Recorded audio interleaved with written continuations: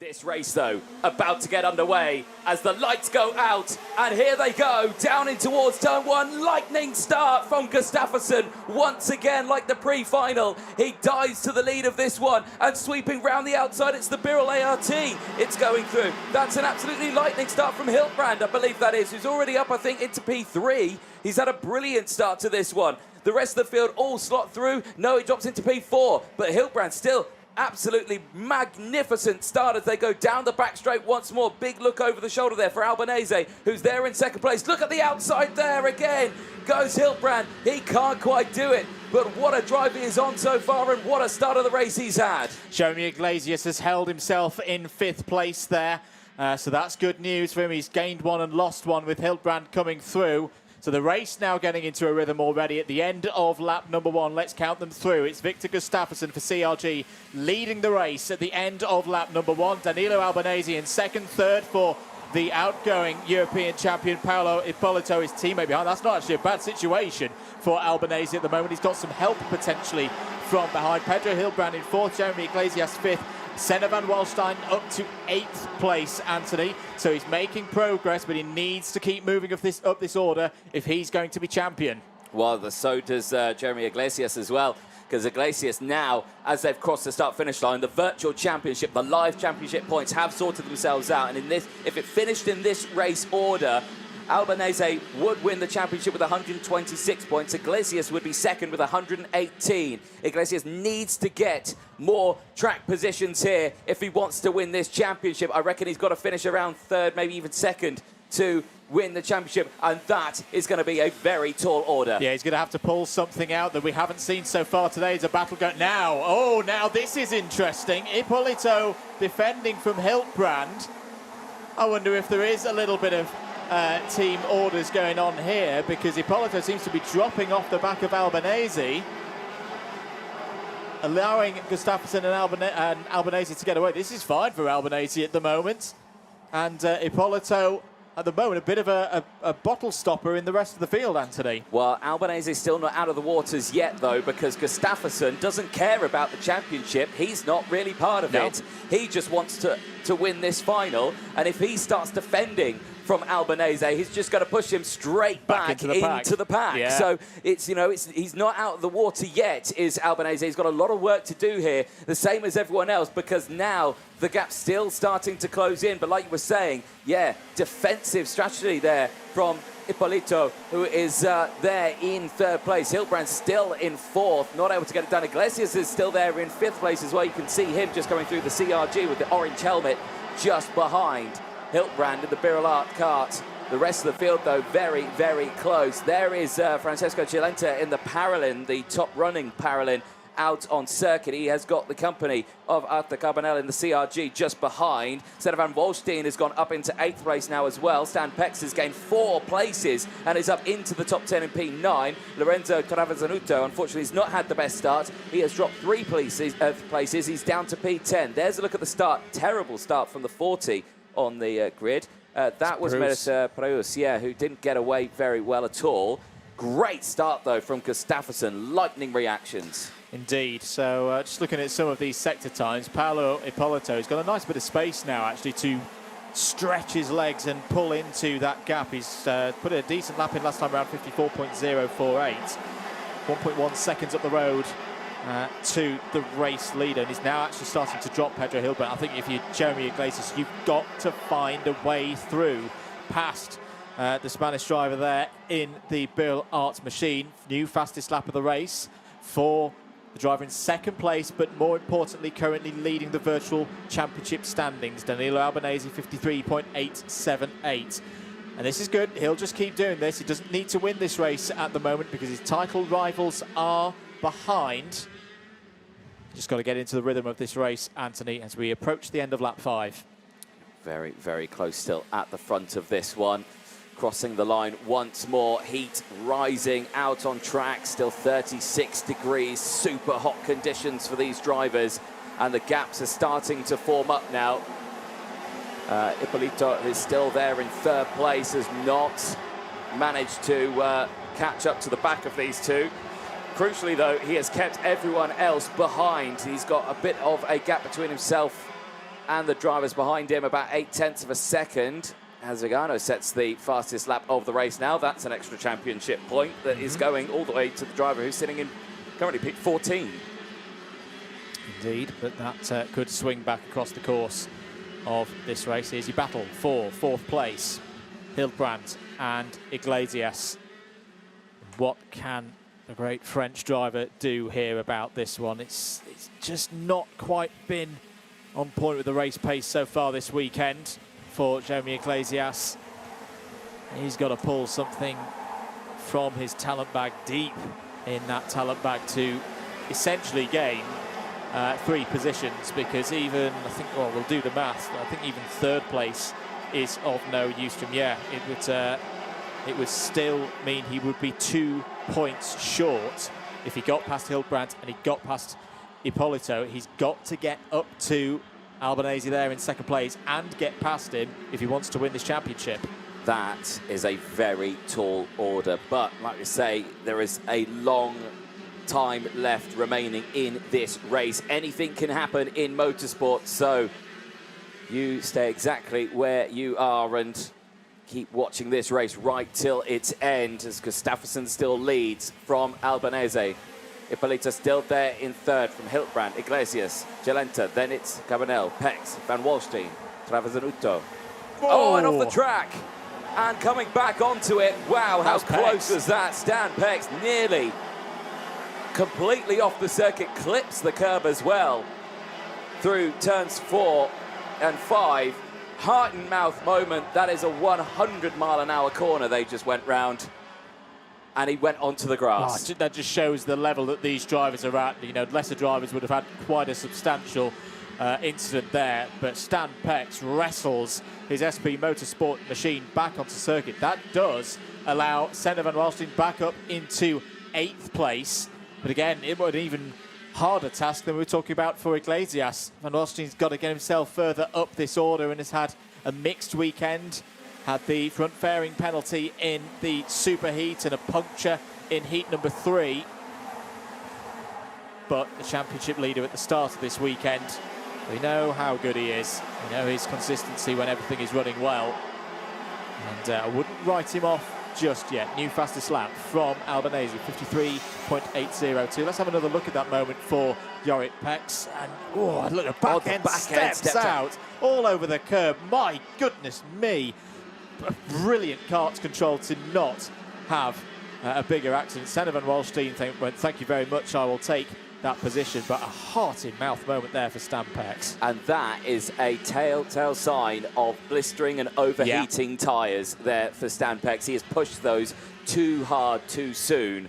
And yeah, that just shows how slippery even brand new tyres can be if they're not properly brought to temperature. And that's the thing through turn 1, there's almost like a river line of rubber, and if you get off it, that's what happens. You see how hard the drivers are pushing there. Iglesias giving it everything, almost having his own moment there on the run to turn number 2. But at the moment, Pedro Hildbrand is holding there in 4th place, and the gap is getting bigger to Ippolito. We saw him defending earlier on to hold that track position, and he's well within his rights to do that because he's now been able to pull away, show his performance, show his hand. He's just done a 53.845. It's his strongest lap of the race so far.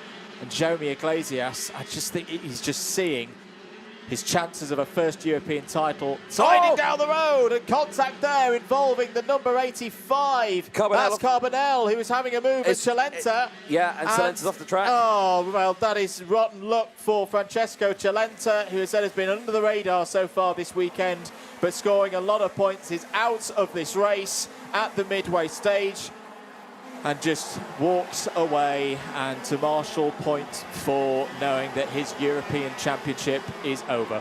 Well, it just shows how quickly it can all go wrong. And for Ricardo Celenta, it is all over, and he'll have to watch the remainder of this race from the sidelines. And, well, I mean, what actually happened there for that to go in? I mean, Arthur Cabanel has also dropped right to the back of the field. I think he's still going. He might bring it back into the pit lane, but certainly not what you want to see. As again there, Ricardo Longy down the inside. How close do you want to get? They're really trying to get that move done. That's going into turn number 12, I believe, the hairpin. So past turn 9 through that tight, twisty section. So we've seen overtakes from there before. We know it can be done. So certainly very interesting here. And, well, I've got to say, Albanese is just sticking behind Gustafsson. And you know, for Albanese, really, at this point, yes, it would be nice to win this race. Yep. It would be. To win the championship, you know, on that top spot and, you know, with the championship itself is what you want. But in theory, he doesn't need to. No. He doesn't need to risk going for that overtake. He could just sit there behind Gustafsson and just let this race unfold. But when has a racing driver ever done that? No, never. Absolutely never. And he's going to push on as hard as possible. Let's have another look at that incident. Well, there's Arthur Carbonell coming into the pits. He is now under investigation, but I don't think that's really going to matter at all because he's down in 31st position in the standings. As out is one of the Pragas, and that is the number 40 Matej Prus out of the race. Now, he may have an engine issue there because that looks to me like a seized engine. Now, he obviously didn't get away from the grid very well. Remember, he was the driver who was a slow getaway, so a potential problem with the engine, and now it has gone pop, and he is on the side of the circuit. Big shame for the driver from the Czech Republic. So the race still continues, though. We're on lap 13 of 20. Oh, and there's another driver. One of the Tony Karts is out now. Who is this that's tumbled down the order? That, I believe, is... It's Torrigiani. No, it is. It's Torrigiani. Yeah. Oh, dear. Well... another kart out of this race. Torrigiani. And, you know, they're just falling like flies here. And you can put it on the heat. These karts can only do so much as Senna van Waalstein. This is against Iglesias. The big beneficiary from that contact we saw between Chelenta and Carbonell was Senna van Waalstein. He almost got 2 positions. Well, he did get 2 positions for free. And he's now set the fastest lap of the race, 53.653. Well, they both now need to catch up to Albanese and overhaul him, but actually for Senna van Waalstein, it's a little bit more. He needs to catch up to Gustafsson and overtake. What is the gap? 4 seconds in 7 laps. It's a lot, but if there's a couple of drivers who could do it, you're looking at them right now. Jeremy Iglesias and Senna van Waalstein, they've had a fantastic fight in this European Championship. Remember, 5-second penalty. Very good point. Apply at the end of the race for anything that could happen. This was that moment there, and just down the inside, coming up, just trying to get that move done. The gap wasn't there. Chelenta was there, and unfortunately, that has just brought an end to both of their races. Yeah, and they say this is what we're talking about all weekend with the single line of rubber where you want to be. And Chelenta wasn't going to give that one up. I think that was a little bit ambitious, unfortunately, from Carbonell. And there we go. Chelenta out of the race. I will just point out as well, because I know we've got a lot of eagle-eyed. Oh no, I'll make the point about that because Senna van Waalstein's got past Iglesias and into 5th place. Now, we just missed how he did that. But that is a very, very key. And now, is that a slow-moving number 28? Yes, it is. That's Hildbrand. Has he got a problem out the race potentially? So now I think he's got a puncher. Yeah, is it a rear right puncher perhaps? Well, we have seen a couple of them in KZ this weekend, but Pedro Hildbrand retires from the race, and that is big because that was your driver in 4th place. Van Waalstein goes up to 4th now. Iglesias in 5th is also, I think, is that Quintin Vorier potentially? No, Lewis Speck? That's Lewis Speck, Lewis Speck the is TB out. kart. Yeah. Quintin Vorier is also gone. Well, here we go. It's all kicking off suddenly in the last 5 laps. It doesn't change the championship situation for any of the 3 drivers. It's still Albanese, Iglesias, Van Waalstein. But it's now 126 on the score for Albanese, 118 for Iglesias, 110 for Van Waalstein. And as you mentioned, all it needs is a 5-second penalty, and this order could change. I will note as well, to go back to the eagle-eyed viewers amongst you, yes, the Albanese wobble is back on the front bumper, but we saw this yesterday, and it wasn't a concern, it wasn't a problem for the race stewards and the technical scrutineers. We actually saw it as well today in the superheat, only for 1 lap. It just, at one point, it just, It's the middle part of the front fairing just starts visually moving back and forth with a little bit of vibration, but it does not drop the bumper as far as we're aware. No, so Gustafsson there, you can see, still leads the way, 0.4 of a second from Albanese, Ippolito, and Van Walstein, who's up into P4 now.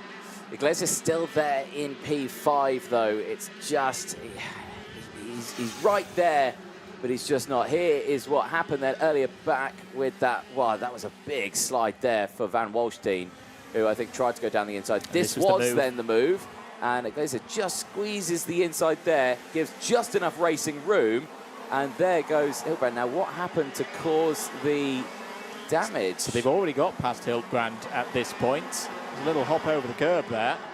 So I wonder if the problem's already developing for Hildebrand at that stage, and it's a bit of a slow puncture. I reckon, you know, when he turned in and that little hop there, I reckon that little hop there was enough to de-beat the tyre from the rim, I reckon. Because it looked like it was that right rear puncture that had just come in, but yeah, not too sure, and unfortunately, yeah, his race over.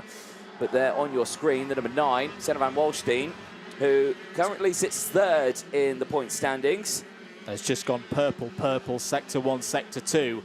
Flying. The Dutch driver is throwing everything at this to try and take the title back to the Netherlands on the 10-year anniversary of Max Verstappen's victory. Got to give it to him. He is giving it 110% out there, and there's just a 53.424. Magnificent stuff from Senna Van Walstein. Meanwhile, front of the order, 2 laps to go. Gustafsson still ahead of Albanese, and Albanese putting the Swede under a bit of pressure here. Like I say, wants to go for that move. He's waiting for the last lap. He's stayed within touching distance. He's not wasted any time, crucially, which means they've opened up now a 1.5 second gap, the battle buffer, as I like to call it. And yes, now he could potentially go to work if he wants to, because they've got that little bit of time to try and close that gap up. But right now, not going for it. Here we go then, last lap time. It comes out as the drivers cross the start-finish line. Gustafsson from Albanese, Ippolito there in 3rd place, just driving round. No drama there for Paolo. He is just doing what he needs to do in P3. But your man who leads the way, not in contention for the championship, but this result here would put him up 4th in the points standings. There's a yellow flag through the through turn 8. I don't think it's of anyone of any significance. No, and they've passed that already, so no drama there for these two. But here, Albanese out of the section here, a championship that has been hard fought, an absolutely dominant weekend. He came into this weekend 3rd in the standings. He's now 1st in the standings as they exit out of the final corner. Gustafsson will take the win, but Albanese will be European champion in KZ for the FIA Karting European Championship. What a result for him. Finally, he can relax. The Italian for Kart Republic takes 2nd place in the race, but 1st in the European Championship. That man on your screen there, Victor Gustafsson for Sweden, takes the win after 20 laps. A dominant performance, and what a drive. Absolutely, and a round win, and he'll be in very good shape for the World Championships later in the year, I'm sure.